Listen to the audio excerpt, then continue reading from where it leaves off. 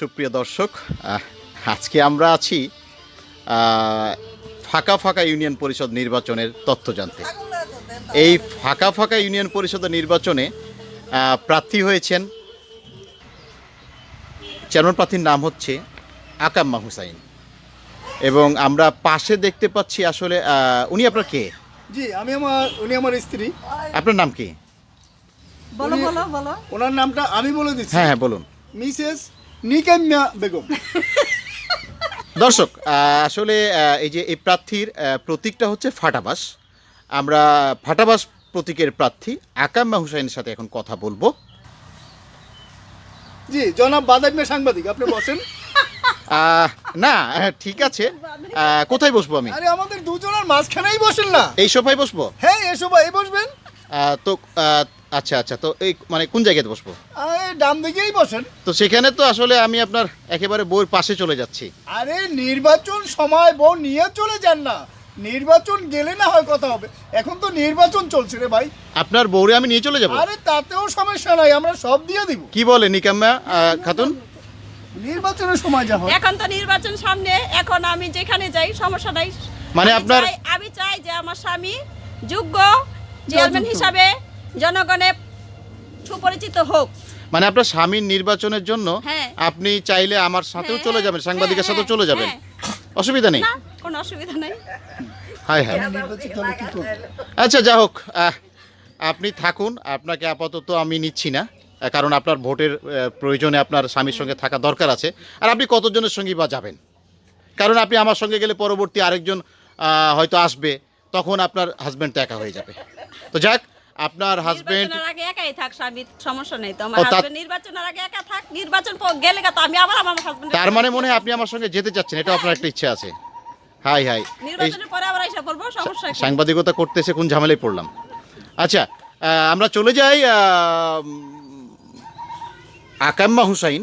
দর্শক, আপনার আকাম্মা হুসাইন, যার প্রতীক হচ্ছে ফাটাবাস, তাকে জিজ্ঞেস করবো। আচ্ছা, আমরা সরাসরি প্রশ্নে চলে যাচ্ছি। আপনি যদি নির্বাচিত হন, জনগণের ভোটে যদি নির্বাচিত হন, তাহলে আসলে জনগণের জন্য আপনি কি করবেন?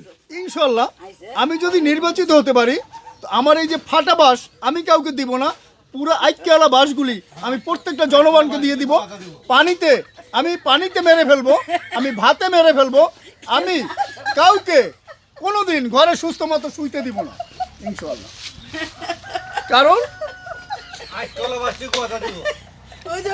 আপনি তো মহিলা মেম্বারে দাঁড়িয়েছেন, আপনি মহিলা মেম্বার হলে জনসেবা করবেন নাকি কুকুর সেবা করবেন?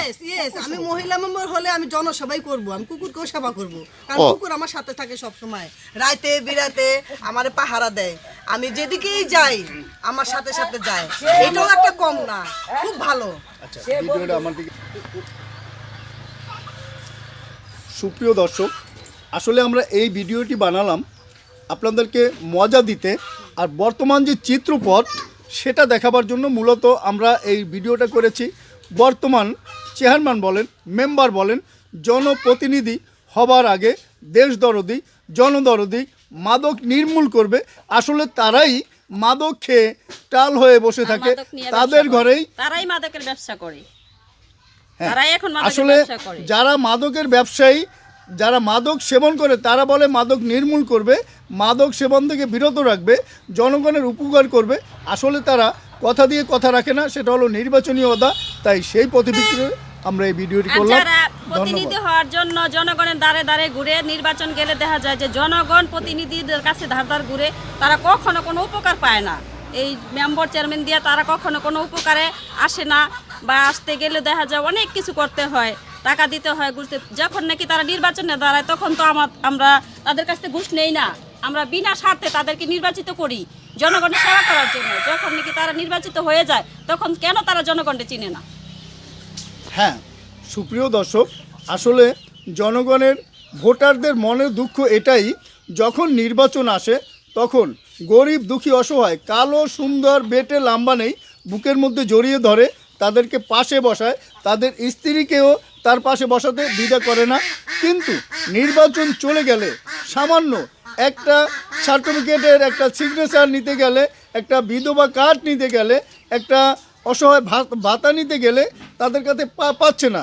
জন্ম নিবন্ধন কার্ডের একটা সিগনেচার মেম্বাররা দিচ্ছে না। কিন্তু সেই চিত্রটাই তুলে ধরছি। মেম্বার হবার আগে কি চিত্র থাকে আর হওয়ার পরে কি চিত্র থাকে।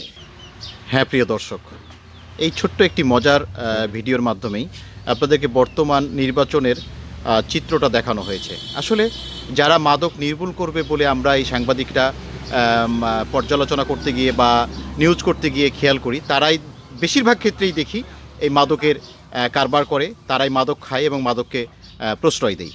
তো আসলে এর একটা পরিবর্তন হওয়া দরকার। এর ভিতরেও যে কিছু ভালো মানুষ নেই তেমন নয়, কিছু ভালো মানুষ রয়েছে যারা সত্যিকার অর্থে জনপ্রতিনিধি হতে চাচ্ছে, জনসেবা করতে চাচ্ছে, মাদককে নির্মূল করতে যাচ্ছে।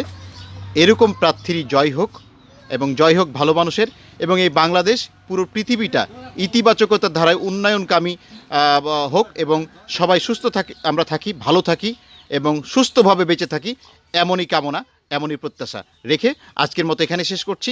আসসালামু আলাইকুম। আমি আসাদুজ্জামান বিশ্বাস।